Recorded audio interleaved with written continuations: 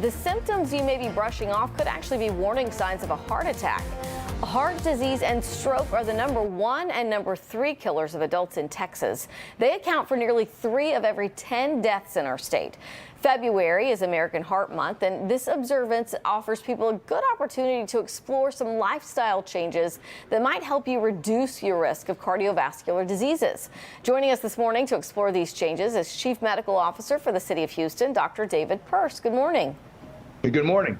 Yeah, so talk to us a little bit about heart disease, #1 and #3 on that list of things that kill adults in Texas. That's pretty big. Yeah, heart disease is #1, stroke is #3.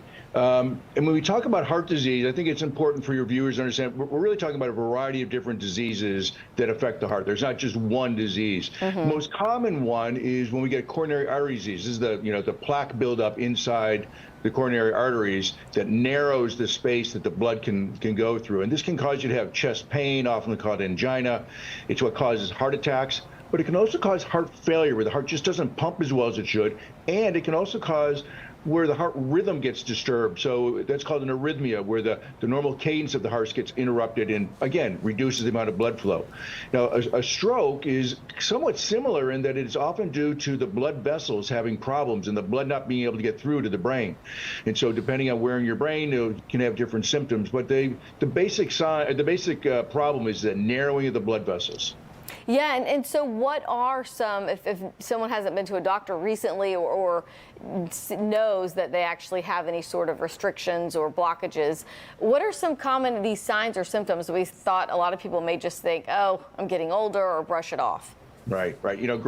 Great question. And, here's the thing, the body is amazing in its ability to tolerate a lot of narrowing of blood vessels. So by the time you develop these symptoms I'm about to talk about, you need to understand you could already have really narrowed vessels, and it's really important that you seek help. So one of the things that we talk about is when it comes to heart disease and we get that narrowing and the heart struggling, you're going to get a pain in the chest.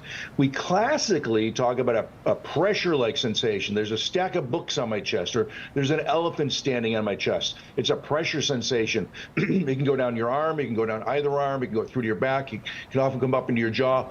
Many people won't have that. They're going to have similar symptoms that they're going to have just, like a gastritis or indigestion for no good reason. Or you may just have pain in your neck or your jaw for no good reason. If you have heart failure where the heart's not pumping well, you're just going to become short of breath because the heart's not pumping the blood as well. And so it backs up into your lungs, causes problems with breathing. You may just feel nauseated, again, for no other good reason. Lightheaded, breaking out in a cold sweat. These are the sorts of things with heart disease that, the different symptoms that people can have. And so you need to really be paying attention to when you have those.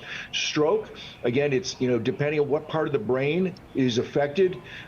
Classically, we talk about, a weakness in the arm or the leg, generally only on one side. Again, for no good reason why you find that their arm just seems really heavy today. People may have speech impediments. They may be slurring their words. And one of the things, and this is really important for family members, is sometimes one of the early symptoms is people become confused and they start, saying things that don't make sense. They're not intoxicated. They have no other reason to have this speech problem, or it's the facial droop that the other family members notice, and that's when you need to call 911, looking out for your family member. Well, that's what I was going to say, because I know, these symptoms, when we see them either in another family member or in ourselves, it's a 911. It's an emergency situation. It's not, oh, let me call my doctor and get an appointment for next week. Yeah, and one of the important things is what we've learned is that, we don't want to think that we're having a heart attack. We don't want to think that we're having a stroke. And so it is classic, unfortunately, for people to delay recognizing or coming to terms with the fact that these symptoms are real for as much as an hour. And with heart attacks and with stroke, it's a race against time. And so there are things that we can do to stop the heart attack and to reverse the stroke, but we need all the time that we can. So, tragically, people, they struggle to accept the fact that they're having these symptoms. This is why it's so important for the family member to put your foot down and say, no, I'm calling 911 and we're going to get you taken care of. It can make a big difference in that, obviously, getting somebody in there sooner rather than later, like an hour even. Absolutely. With both heart disease and strokes, we're talking about a small number of hours. And when you get to the hospital, there's a bunch of things that we need to do, right? So if you use that first hour debating with yourself, well, this isn't real, I'll get better, or it'll go away.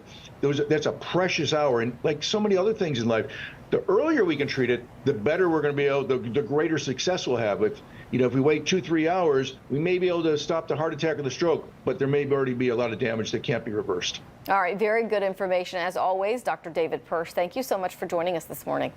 Thanks for having me.